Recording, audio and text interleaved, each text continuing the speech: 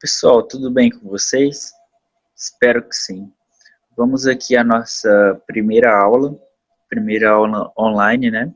Devido à pandemia, como todos já estamos até cansados de saber.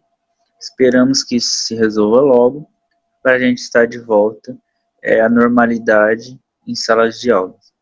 Mas como a situação nos impôs a termos essa modalidade de aula, vamos pelo menos tentar se adaptarmos a nova, né, modalidade de aulas, tá bom? Antes eu quero dar alguns recadinhos. Pessoal, na aula do dia, se eu não me engano, dia 18, que foi a nossa primeira interação, até mesmo por meio do aplicativo do Classroom, nós não fizemos nenhuma atividade. Eu deixei proposto a vocês fazerem alguns vídeos, verem alguns vídeos para a gente estar discutindo em sala de aula. Porém, isso é uma norma, isso é uma regra do Senai, eles colocaram, colocaram a todos os professores que todos os dias de aulas temos que constar algumas atividades feitas por vocês, ok? Então, dessa maneira, do dia 18, vocês vão estarem fazendo um resumo dessa aula, tá bom?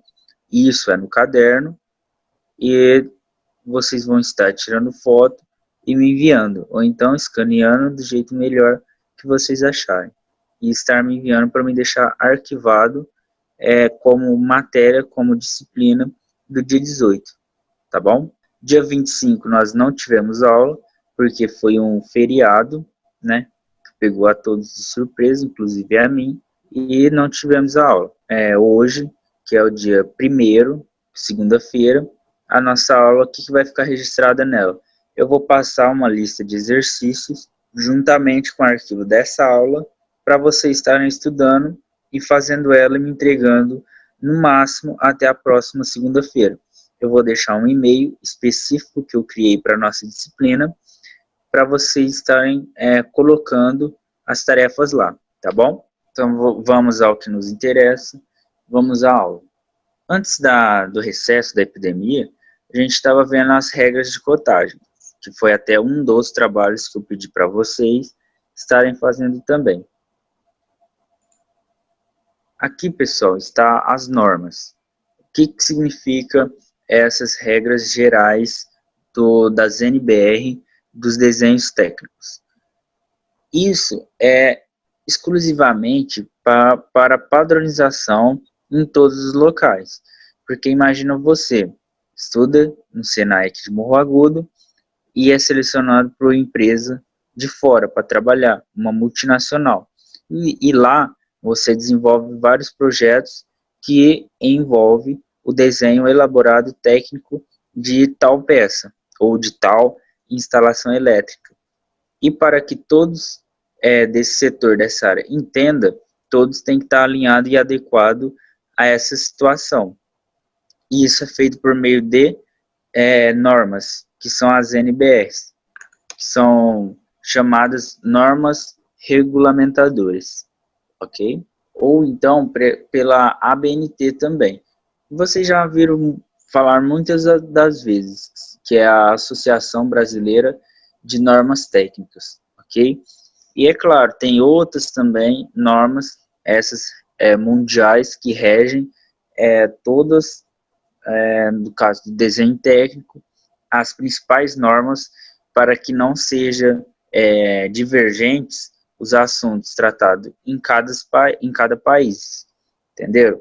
Por exemplo, eu faço um desenho aqui no Brasil, lá nos Estados Unidos é para ser entendido da mesma maneira, ou pelo menos equivalente, porque senão aí fica difícil de padronizar tudo.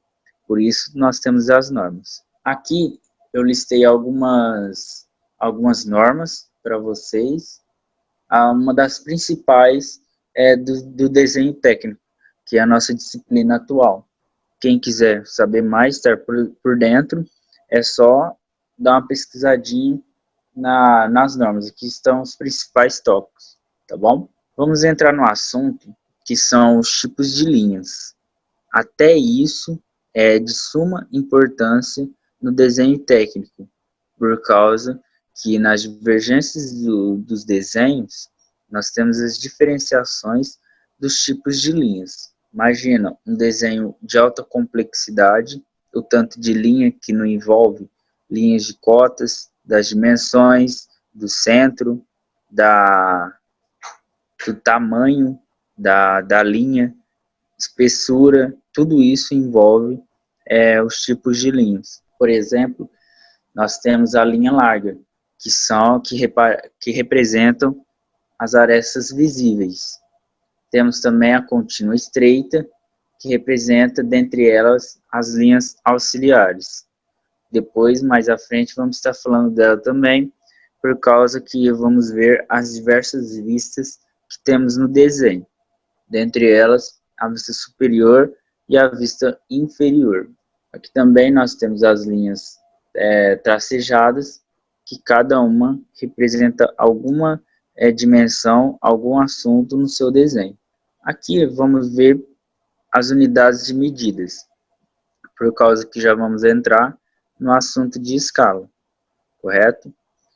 Na escala, nós vamos ter diversos tipos de medidas e de unidades de medidas representando alguma situação. Por exemplo, na parte da escala, a padronização, que vocês já conhecem, segundo normas, e para ficar tudo alinhado, é o centímetro. Se eu tenho uma escala em algum desenho, ela está representada por meio do centímetro, correto? E aqui nós vamos ver também como transformar, que é aquela famosa regrinha que vocês já aprenderam, a transformação usando a regra lá da escadinha, que desenha a escada, coloca as unidades e vão padronizando elas também.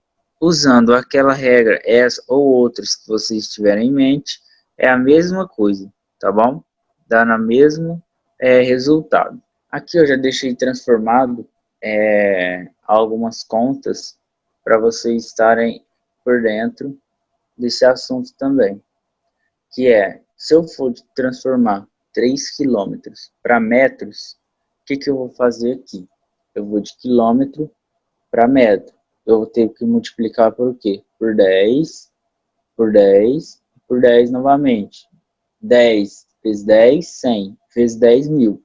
Então, eu vou multiplicar 3 vezes 1000, que no caso, 3.000 metros, ok?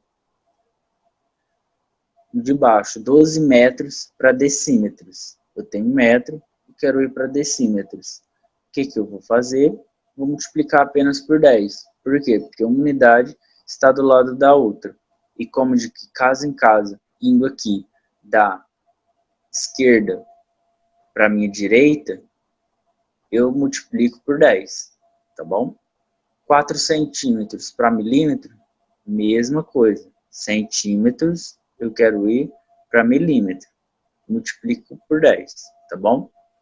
E aqui, 3,5 metros, eu quero ir para centímetros. O que eu faço? Metros.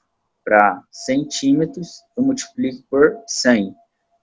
10 vezes 10, 100. Vai me dar 350 centímetros. Ok?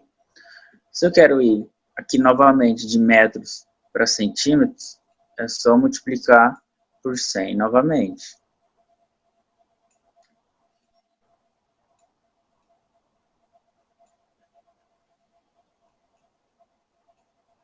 Que me dá um resultado de 721 centímetros.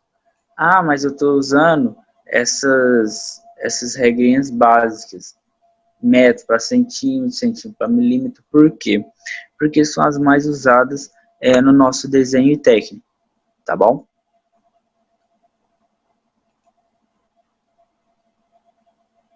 Aqui a resposta, o gabarito, que é bem simplesinho de fazer também. E aqui nós entramos definitivamente na parte da escala. O que vem a ser a escala? Escala é o meio de representação de alguma peça, objeto, coisa no real, no seu imaginário, no desenho, tá bom? Igual ao principal exemplo que vem à nossa frente, é uma planta baixa de uma residência. O que significa ela? Algo que está construído ou está sendo construído, representado no meu papel. Isso, voltando nas NBRs, elas são padronizadas. Então, qualquer escala que eu pegar de desenho técnico aqui no Brasil, tiver minha legenda, eu consigo entender ela em qualquer lugar do mundo, representada através do desenho. Imagina vocês se não existissem as escalas. Como queríamos fazer para representar algo grande no nosso real em algo pequeno no nosso desenho. Até mesmo para facilitar na hora de fazer, para decifrar onde vai cada peça, cada objeto no desenho. Entendeu? Imagina lá um pedreiro, ele construindo uma casa, sem que ele tivesse esse desenho antes em uma planta baixa. Isso é muito mais difícil para esse trabalho ser concluído. Aqui temos a principal fórmula da escala, que é igual escala, igual distância, que é o meu D minúsculo, que significa minha distância no desenho, dividido pelo D maiúsculo, que significa a minha distância no real, tá bom? Logo mais à frente, vamos aplicar um exercício para isso ficar fixado também como ideal a vocês. Aqui o exercício. O mapa de escala de 1, aqui seria 1 para 2000. Então, vamos cortar esses dois últimos zeros. Foi erro de digitação. 1 para 2000 apresenta uma distância de 23 quilômetros entre as cidades de Morro Agudo e Orlândia. Dessa forma, a correta distância entre os dois pontos no desenho é... Então, o que acontece? Aqui é uma aplicação básica e direta daquela forma, tá bom? Relembrando, qual que é a nossa fórmula principal? É a escala é igual ao meu D minúsculo, que é a distância no desenho, dividido pelo meu D maiúsculo, que é a distância no meu real. Vamos lá. A escala, eu tenho ela? Tenho, é 1 para 200. Importante aqui sempre na padronização, 1 para 200, isso está em centímetros. Perdão, 200 não, 2000. O meu D minúsculo, eu tenho, que seria a distância no desenho? Não, isso é o que ele me pede, que o exercício está me pedindo. Então, eu continuo deixando como D. Se vocês quiserem colocar um X ou algo do tipo, pode, porque isso é uma incógnita, tá bom? Já no meu D maiúsculo, que significa a distância no real, ele me deu? Sim, ele me deu os 23 quilômetros, tá bom? Lembrando que aquilo lá está em quilômetros, então aqui nós temos que transformar para centímetros. 23 centímetros, 23 quilômetros em centímetros, isso é igual a 230 mil. 230 mil centímetros.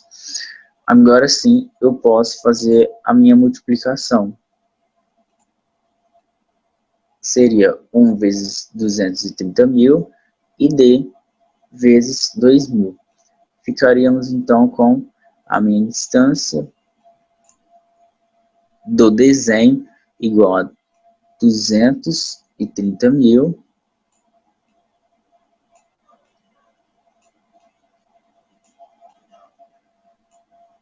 dividido por 2.000, ok? Corto 3 zero, corto 3 zero, vou ficar com 23 dividido por 2, que é essa distância, meu desenho minúsculo, ficaríamos com 23 dividido por 2. 23 dividido por 2 é igual a 11,5 centímetros.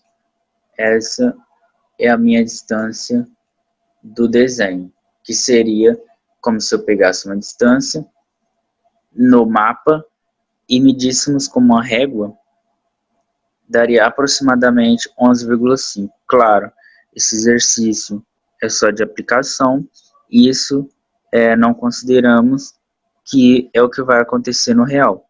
Pode ter divergências entre as escalas e entre as distâncias, ok? Isso foi apenas um exemplo de aplicação direta, bem simples, bem tranquilo. 11,5. Pessoal, isso foi a nossa primeira aula, essa foi a nossa primeira aula, dentre as diversas que iremos ter até